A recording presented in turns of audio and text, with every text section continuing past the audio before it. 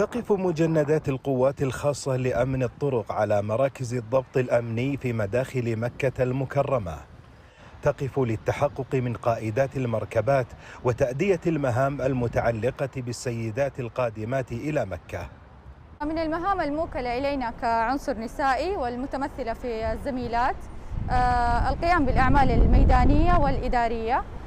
من الميدانية نقوم بإجراء عمليات التحقق من الشخصية. كذلك نقوم بالتأكد من الأوراق الرسمية. نطلع على التصاريح الخاصة بالعمرة. تقف شرطيات أمن الطرق بجانب رجال أمن الطرق لتنفيذ مهام الضبط الأمني ومتابعة نظامية دخول المعتمرين.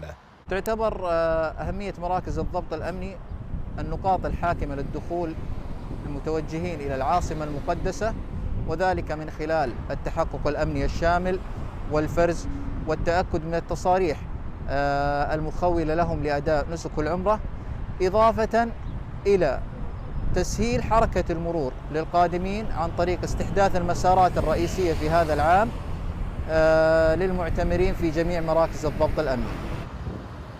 ومن خلال 5 مراكز للضبط الأمني تقدم قوات أمن الطرق خدماتها الإنسانية والأمنية والمرورية على كافة الطرق المؤدية إلى المسجد الحرام.